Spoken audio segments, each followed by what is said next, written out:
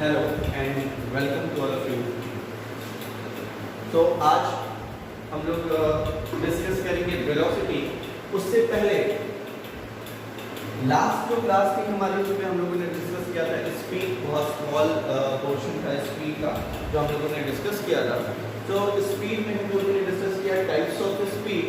There are 4 types of speed. First is uniform speed, second is non uniform speed, third is the average speed and last is the instantaneous speed.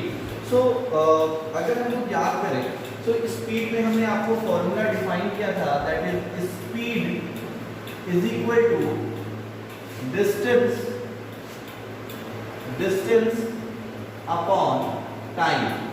So class 9th के लिए this formula is sufficient, but अगर आप class 11th में पढ़ेंगे तो ये formula थोड़ा सा डिफरेंशियल कैलकुलस के टर्म में चला जाता है और वहाँ पर ये चीज़ कुछ और हो जाएगा। लेकिन अभी फिलहाल के लिए क्लास 9 के लिए this formula is sufficient for your numericals. ठीक है, तो अगर हम लोग एक और फॉर्मूला देखें तो एक और फॉर्मूला हमने एवरेज स्पीड के लिए लिखा था। Average speed of the body is defined that is total distance upon total time. ठीक है, total distance upon total time. अब मेरी बात थोड़ा सा गौर करिए, यहाँ पे ये और ये दोनों में क्या है, क्या डिफरेंसेस है। हम स्पीड किसके लिए करते हैं, स्पीड कब कब डिफाइन करते हैं, और एवरेज स्पीड से क्या मतलब है। देखिए, जैसे मान लीजिए कि ये कार है, ठीक है, ये ऑब्जेक्ट है, सपोज दैट कार है जो कि एक पॉइंट O से स्टार्ट करती है, that is the original position और ओरिजिन ऑफ द बॉडी, और यहाँ से ये स्टार्ट करती है मूव करना। कुछ डिस्टेंस ट्रैवल करने के बाद ये यहाँ पर आती है ये कार, और यहाँ से यहाँ तक ये पॉइंट A पर पहुँच रही है और इसने टोटल डिस्टेंस ट्रैवल किया मान लीजिए S1। ठीक है, उसके बाद ये कार A से फिर वापस मान लीजिए इस ट्रैक पे चली गई, इस ट्रैक पे चली गई A से B तक। जब ये इस ट्रैक पे गई कार A से B तो उसने डिस्टेंस ट्रैवल किया S2। ठीक है, फिर मान लीजिए कि कार जो है इस ट्रैक पर चली आई C,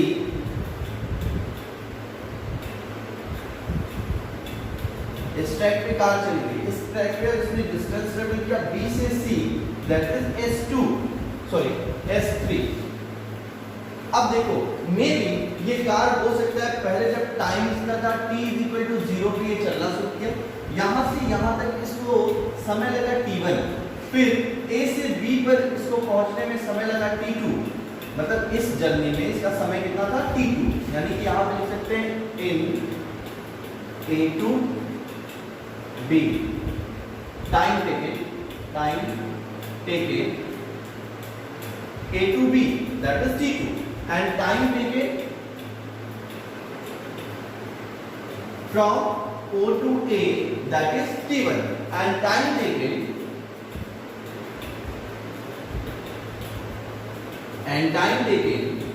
B to C that is t3। अब यहाँ पर एक चीज और हम ऐड करेंगे अपने पास से, ऐड ये कर रहे हैं कि मान लीजिए कि ये A से B जो आया उसका तो टाइम t2 था, लेकिन मान लीजिए ये A पर कुछ देर तक रुक गया, यानी कि ये एडिशनल टाइम गेन करेगा। मान लीजिए A पर कुछ देर तक रुका, फिर B पर भी कुछ देर तक रुका, फिर C पर भी कुछ देर तक रुका।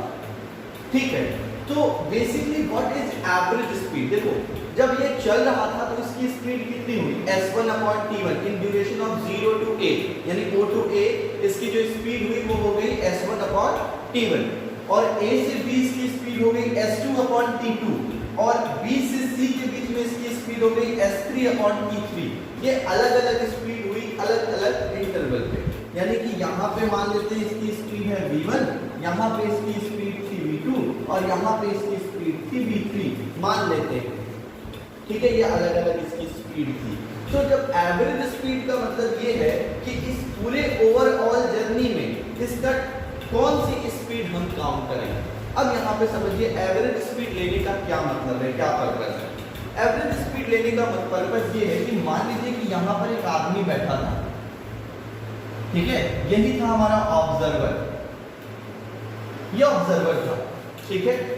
और यहां पर ये एक दूसरा था, ठीक है, और ये दोनों फोन से बात कर रहे थे, ये दोनों फोन से बात कर रहे थे। क्या बात कर रहे थे? फोन से ये बात कर रहे थे ये दोनों कि ये जब ओ जो है ए तक पहुंचा या ए बी से सी तक, यानी ये ओ पर बैठा हुआ है और ये जो है सी पर बैठा हुआ है, यानी कि कार बीच में कितने टाइम रुकी और कितने टाइम चली, इन दोनों को ये बात का कोई अंदाजा नहीं है। इन दोनों को क्या पता है? इन दोनों को ये पता है, ये कहेगा कि यहाँ पर ये 10 बजे से कार चल दी, ठीक है, और ये कहेगा कि यहाँ पर कार पहुंची मान लीजिए 12 बजे, ठीक है। यानी कि ए और ये ऑब्जर्व करेगा कि इस कार ने यहाँ से यहाँ तक का डिस्टेंस, यानी S1, S2 और S3 तीनों डिस्टेंस इसने कितने टाइम में ट्रेवल किया? 2 घंटे में। लेकिन हो सकता है यहाँ से यहाँ तक पहुंचने में इसको 15 मिनट लगाओ, यहाँ से यहाँ तक पहुंचने में इसको 50 मिनट लगाओ, यहाँ से यहाँ तक पहुंचने में इसको 10 मिनट लगाओ, तो 50 और 10 60 मिनट और 15 मिनट, यानी कि टोटल इसको 1 घंटा 15 मिनट लगा। तो बाकी 45 मिनट ये कहाँ चला गया? बाकी 45 मिनट गया है यहाँ पर स्टॉप होने में, यहाँ पर रुकने में, इसको जितना रुकने में समय लगा, अगर ये रुकता है तो, ठीक है।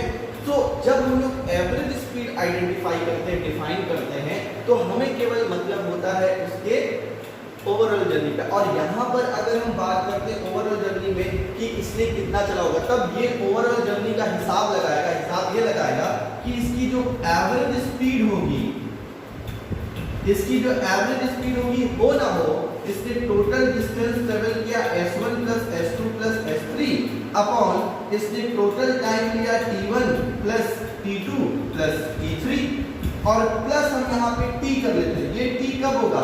जब वो रेस्ट करेगा कहीं, यानी कहीं रुका होगा। अगर वो कहीं रुका नहीं है तो T क्या हो गई? 0 हो गई। तो this is the average speed of an object. ये उस ऑब्जेक्ट का एवरेज स्पीड हम लोग डिफाइन करते हैं, ठीक है। तो एवरेज स्पीड को आप लोग इसमें बहुत कंफ्यूजन क्रिएट कर लेते हैं। कुछ बच्चे क्या करते हैं कि एवरेज स्पीड निकालते समय मान लीजिए कि दो ऑब्जेक्ट का स्पीड दिया हुआ है, इन दोनों को ऐड करके 2 से डिवाइड कर देते हैं, लेकिन ये मेथड नहीं है। एवरेज स्पीड का जो फॉर्मूला है that is total distance upon total time. और यहाँ पर ये जो टोटल टाइम लेंगे, हम ये नहीं लेंगे केवल इसकी जर्नी का टाइम लेंगे, अगर ये कहीं रुक भी रहा है तो वो भी टाइम इसमें काउंट होगा एवरेज स्पीड निकालते समय। ओवरऑल जर्नी का टाइम लेते हैं, ओवरऑल जर्नी का डिस्टेंस लेते हैं, that is define average speed of an object, ठीक है। अब इससे रिलेटेड एक छोटा सा न्यूमेरिकल देखते हैं। स्क्रीन पॉज करके इसको नोट कर लीजिए। अब स्क्रीन को हम लोग प्ले करते हैं और उसके बाद ये देखते हैं। चलो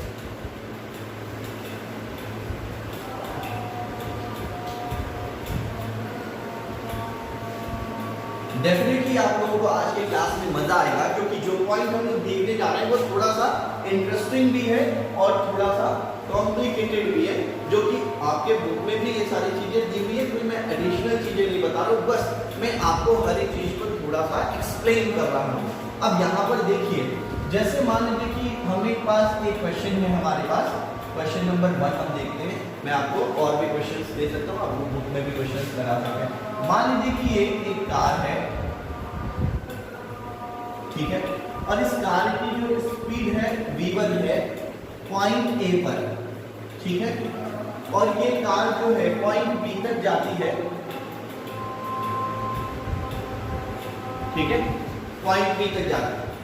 उसके बाद फर्दर ये कार वापस पॉइंट A पर आती है और उस समय पॉइंट B से A तक आने में जो इसकी स्पीड है वो v2 है, यानी कि speed from A to B is equal to v1। अब देखो यहाँ पे ये जो v1 है ये इसकी कांस्टेंट स्पीड है, यानी यहाँ से यहाँ तक की जो इसकी स्पीड है वो कांस्टेंट है, और from B to A that is v2, ठीक है। सो यहाँ से यहाँ तक की स्पीड हो गई v1 और यहाँ से यहाँ तक की इसकी स्पीड हो गई v2। हम इसको न्यूमेरिकल क्वेश्चंस भी कर सकते हैं। अभी इसमें हम आपको क्वेश्चन भी दे देंगे, आप इसको ट्राई करेंगे। तो यहां से अब हमारे पास हमें फाइंड करना है, find its average speed, find its average speed. तो अगर हमें क्वेश्चन में कहा कि फाइंड इट्स एवरेज स्पीड, तो हम क्या करेंगे? देखिए हम लोग थोड़ा सा इसको आंसर अभी हम लिख रहे हैं, आप इसको एक फॉर्मूले की तरह से तैयार करेंगे। अभी हम लॉजिक आपको देते हैं। देखो जब ये A से B तक गया, A से B तक इसकी स्पीड V1 थी, अब B से A तक इसकी स्पीड V2 थी। कुछ बच्चे हड़बड़ी में जल्दी में क्या करते हैं, V1 प्लस V2 एवरेज निकालने का एक ही मेथड हम लोग स्टैटिस्टिक्स का यूज करते हैं, V1 plus V2 divide by 2। तो ये V1 plus V2 divide by 2 कर देते हैं, तो सोचते हैं कि एवरेज स्पीड हमारी आ गई। But this is the not correct method. ये हर जगह एप्लीकेबल नहीं होता। V1 प्लस V2 भी एप्लीकेबल होगा, V1 प्लस V2 बाई 2, लेकिन कहां पर एप्लीकेबल होगा मैं अभी बताऊंगा। यहाँ पर भी कुछ और है। देखो अब हम क्या करते हैं, अब यहां से यहां तक पहले देखो, हम मान लेते हैं कि इन दोनों के बीच की डिस्टेंस क्या है, x। ठीक है, A से B तक की डिस्टेंस क्या है, x। अच्छा बताओ B से A तक की डिस्टेंस क्या होगी भाई, वो भी तो x ही होगी, क्योंकि A और B का जो पोजीशन है वो सेम। तो A से B तक का डिस्टेंस हो गया x और B से A तक का भी डिस्टेंस हो गया x। अब बताओ A से B ये कांस्टेंट स्पीड से चल रहा है। अब अगर हम फार्मूला लगाएं v1 is equal to distance upon यहां से यहां तक पहुंचने में टाइम मान लेते हैं, इसको लगता है t1। तो यहां पे बताइए जरा t1 की वैल्यू क्या होगी, क्या हम लिख सकते हैं x अपॉन v1। बोलो समझ में आया? ठीक है, सो फ्रॉम यहां पे हम लिखेंगे from a to b the time taken t1 is equal to x upon v1। अब यहां पर लिख सकते हैं फ्रॉम b टू a, तो सिमिलरली हम लिख दें t2 इज इक्वल टू होगा x अपॉन v2। बोलो समझ में आया? जैसे यहाँ x अपॉन v1 लिखे, जब b से a जा रहा है तो इसकी स्पीड v2 है, तो टाइम हो जाएगा कुछ और। ठीक है, ठीक ऐसे समझिए एक लॉजिक। जैसे मान लो हम स्कूल, घर से स्कूल जाते हैं, मान लो 6:15 बजे हम घर से स्कूल के लिए निकले और हमें 6:30 बजे स्कूल पहुंचना है, तो हम दौड़ते दौड़ते 15 मिनट में स्कूल पहुंच जाते हैं। ठीक है, फिर जब वापस घर आना होता है, 2 बजे जब छुट्टी होती है, तो जब वापस हमें घर आना होता है, तब हम क्या करते हैं, आइसक्रीम भी खा लेते हैं, टॉफी भी खा लेते हैं, चाट पकौड़ी भी खा लेते हैं, और घर से जो स्कूल से वापस घर पहुंचने का टाइम था वो हमारा इंक्रीज कर जाता है, हो जाता है ना, हो जाता है। तो क्योंकि जब हम घर से स्कूल जाते हैं तो वो टाइम v1 जो स्पीड कुछ और होती है, और जब हम स्कूल से वापस घर आते हैं तो वो स्पीड क्या होती है, कुछ और होती है, रिलैक्स स्पीड होती है। ऐसे तो ये v1 और v2 अलग है, तो दोनों के टाइम भी क्या होंगे, अलग अलग होंगे। मेरी बात समझ आ गई बच्चों? अब देखो, तो ये टाइम अलग अलग होता है। अब हमारे पास एवरेज स्पीड का फॉर्मूला क्या है, एवरेज स्पीड हम यहाँ पे v एवरेज लिख रहे हैं, average speed v average that is equal to total distance upon total time, total distance upon total time. So total distance is what, x plus x। देखो पहले a से b गया x मीटर, फिर b से a आया फिर x, तो x plus x ये हो गया। और टोटल टाइम कितना है, t1 प्लस t2। अब देखो t1 की वैल्यू हमने निकाला है, t1 की वैल्यू कितनी है, x अपॉन v1, और t2 की वैल्यू कितनी है, x अपॉन v2। अब इसको हम सॉल्व कर लेते हैं। ये हो गया 2x divide by x common ले लेंगे तो यहाँ पे रेशियो बनेगा 1/x v1 और ये बनेगा 1/v2। अब देखो ये x और ये x हमारा कैंसिल हो गया, तो जब ये x और ये x हमारा कैंसिल हो गया तो हमें रिजल्ट मिला v average is equal to, देखो 2 यहाँ पे है डिवाइड बाई, इन दोनों का एलसीएम ले लेते हैं, इन दोनों का एलसीएम हो जाएगा v1 v2, इधर आ जाएगा v1 प्लस v2 और ये v1 v2 ऊपर चला गया, तो v एवरेज हमको मिल गया v1 प्लस v एवरेज मिल गया 2v1 v2 upon v1 plus v2। क्या ये फॉर्मूला कुछ चेंज हो गया? जो आप सोच रहे थे v1 प्लस v2 बाई 2 वो तो नहीं हुआ, ये फॉर्मूला कुछ क्या हो गया, चेंज हो गया। ठीक है, सो मेरी बात समझ में आई बच्चों? क्यों हम लोग v1 प्लस v2 हर जगह यूज नहीं कर सकते, उसका रीजन यही है। ठीक है। अब देखो, अगर मान लो ये हमारे पास फॉर्मूला बना, स्पीड पॉज करके इसको नोट करिए, आप क्वेश्चन देखिए, मिटा दें इसको। ठीक है, चलिए आइए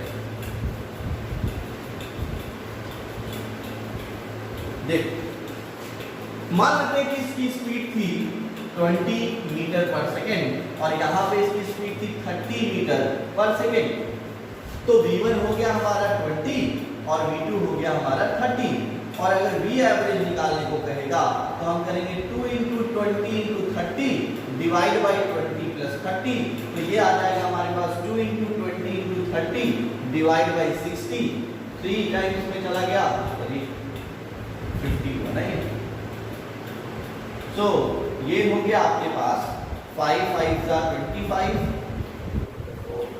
5 4 जा 20, 5 10 जा 50 और ये कैंसिल हो गया। तो ये वैल्यू मेरी 4 × 2 8 8 3 जा 24 मीटर पर सेकेंड। तो ये जो हम लोग फॉर्मूला लगाए उससे आया। और अगर कुछ बच्चे जो रॉन्ग फॉर्मूला, जो रॉन्ग मेथड लगाते हैं, उससे आंसर क्या आएगा, v1 + v2 अपॉन 2 यानी 20 + 30 अपॉन 2 और ये आ जाता है 25 मीटर पर सेकेंड। यानी कि अगर आप, और ये गलत है, क्यों गलत है, क्योंकि हमारे फॉर्मूला के अकॉर्डिंग नहीं।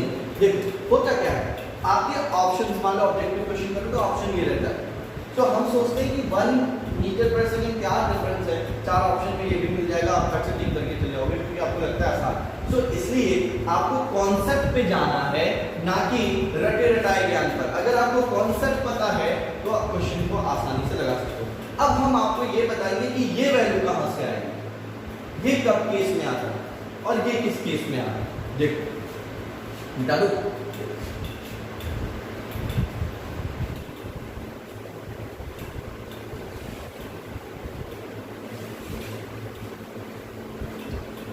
चलिए देखिए, मान लीजिए कि यही कार है, ठीक है, इसने A से B चला,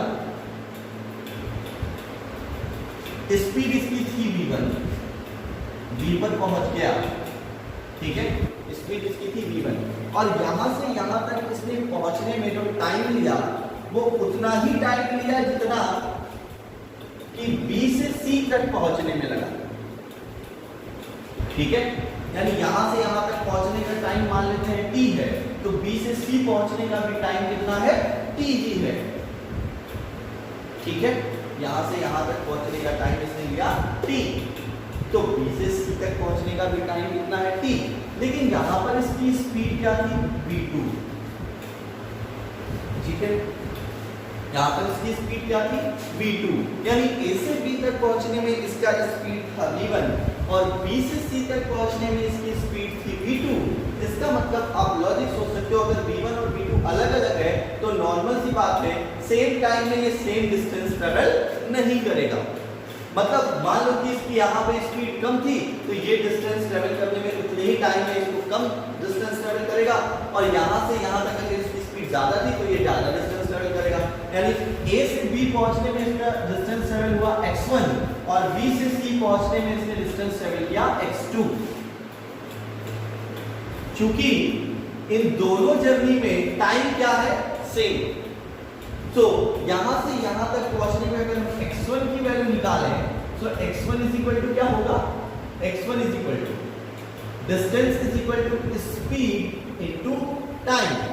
और यहां से यहां तक के लिए अगर हम x2 की वैल्यू निकालें, यानी ये है A से B के लिए और ये है B से C के लिए, तो x2 की वैल्यू हो जाएगी v2 * t। तो हमने x1 और x2 की वैल्यू फाइंड कर ली। अब हम यहां पर एवरेज स्पीड निकालेंगे, फिर वही formula, total distance upon total time. So the total distance is what, x1 plus x2 and the total time is t plus t. Total distance x1 x2 v1t plus v2t divided by 2t। तो यहाँ से t common ले लेंगे, बचेगा v1 plus v2 divided by 2t, t से t cancel, so average speed इसकी हो गई v1 plus v2 by 2। अब भाई अभी एक फॉर्मूला हमारा एवरेज स्पीड के लिए भी आया था, 2v1 v2 upon v1 plus v2। और अभी वही फॉर्मूला एवरेज स्पीड के लिए कुछ और आया, v1 + v2/2। इन दोनों में आखिर डिफरेंस कैसे हो गया? एक ही फॉर्मूला हमने लगाया और दो अलग अलग फॉर्मूले हमको मिले जिसमें दोनों की स्पीड v1 और v2 थी। अच्छा, दोनों में लॉजिक क्या है? लॉजिक देखिए, जब हम लोगों ने पहला फॉर्मूला लगाया था 2v1 v2 यानी कि average speed that is 2v1 v2 upon, इसको हम लोग मिटा लेते हैं फिर बड़े बड़े, ठीक है? या आप पॉज करके नोट कर, यानी कि जो हमने पहला फॉर्मूला लिखा था average speed that is 2v1 v2 upon v1 + v2। अगर इसमें ध्यान दें तो बॉडी A से B गया था और B से A वापस आया था। इन दोनों में सेम क्या था? डिस्टेंस सेम था। ये फॉर्मूला हम तब लगाएंगे when the distance travelled by the object are same. So अगर ऑब्जेक्ट उस बॉडी का जो ट्रेवल कर रहा है उसका डिस्टेंस सेम है तो ये फॉर्मूला हम लगाएंगे। और ये फॉर्मूला कब लगाएंगे बच्चों? यहाँ पर आप समझ गए होंगे कि दोनों में सेम क्या है। इसमें क्या सेम है? इसमें टाइम सेम है। तो ये फॉर्मूला कब लगाएंगे? टाइम सेम होगा तब फॉर्मूला लगाएंगे। और ये फॉर्मूला कब लगाएंगे? जब डिस्टेंस सेम होगा तब लगाएंगे। आप फॉर्मूला याद रखना चाहो या ना रखना चाहो उससे कोई मतलब नहीं है। आपको मैंने मेथड भी बता दिया कि किस तरह से हम लोग करें। अब यहाँ पर मान लो इसकी स्पीड 20 है, इसकी स्पीड 30 है, तो यहाँ पे क्या करेंगे? 20 + 30 डिवाइड बाय 2 करेंगे, 25 आ जाएगा। तो कहां पर ये फॉर्मूला अप्लाई होता है और कहां पर ये होता है, मैंने आपको ये कंफ्यूजन दूर कर दिया। सो हम लोग अब एवरेज स्पीड के और स्पीड के न्यूमेरिकल्स लगा सकते हैं अपने बुक से। तो आप अब एवरेज स्पीड और स्पीड के न्यूमेरिकल्स लगाइए। कोई भी डाउट होता है आप हमारे YouTube चैनल पे हमसे पूछिए, ठीक है? सो नेक्स्ट लेक्चर हमारा होगा वेलोसिटी पे। आज के लिए बस इतना ही करते हैं, ठीक है? तो नेक्स्ट लेक्चर में हम लोग मिलते हैं। आप लोग पढ़िए, हेल्दी रहिए, स्वस्थ रहिए और अपने काम को डेली करते रहिए, होमवर्क को करते रहिए और घर पर खाली मत बैठिए, कुछ ना कुछ करते रहिए क्योंकि कुछ टाइम के बाद हमें फिर से वापस अपनी पढ़ाई पर आना है, ठीक है? आज के लिए बस इतना ही। Thank you.